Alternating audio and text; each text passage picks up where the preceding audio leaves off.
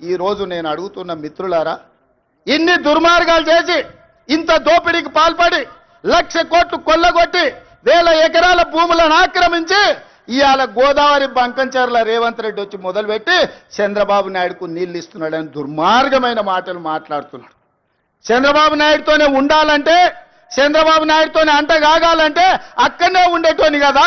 ఈ రాజీవ్ గాంధీ ఆశీర్వాదం తీసుకొని ఇక్కడ ఎందుకు ఉండేటోని చంద్రశేఖర్ రావు?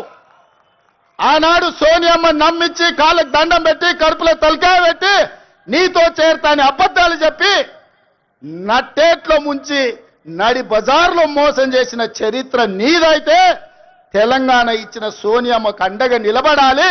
ఆమె బిడ్డగా ఈ తెలంగాణలో ప్రజా ప్రభుత్వాన్ని తేవాలి అని చంద్రబాబు నాయుడును కాదనుకొని ఇవాళ కాంగ్రెస్ పార్టీలో చేరి ప్రజా ప్రభుత్వం రావడానికి మీ అందరితో కలిసి కదం కదం కలిపిన మిత్రులారా, ఇవాళ నేను అడుగుతున్న సూటిగా చంద్రశేఖరరావును, నిజంగా నీకు ధైర్యం ఉంటే, నీలో నీతి నిజాయితీ ఉంటే, చిత్తశుద్ధి ఉంటే గోదావరి బంకంచెర్ల గోదావరి నది జలాల మీద శాసనసభలో చర్చ పెడదాం. స్పీకర్ కు లేఖ రాయి నువ్వు చెప్పిన తారీఖు నాడు అసెంబ్లీ పెట్టించే బాధ్యత మా శ్రీధర్ బాబు గారు తీసుకుంటారు.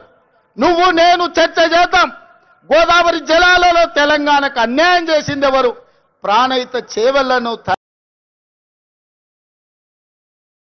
అన్నీ ఈరోజు ఆగిపోయి ఉన్నాయి అనంటే ఈ దుర్మార్గానికి నువ్వు నీ కుటుంబం అవినీతి కాదా? 1,00,000 కోట్లు కొల్లగొట్టి ఇందిరా సాగర్ గాని ఏ ఒక్క ప్రాజెక్టు 2 లక్షల కోట్ల రూపాయలు ఖర్చైనా అన్నీ ఈరోజు ఆగిపోయి ఉన్నాయి అనంటే ఈ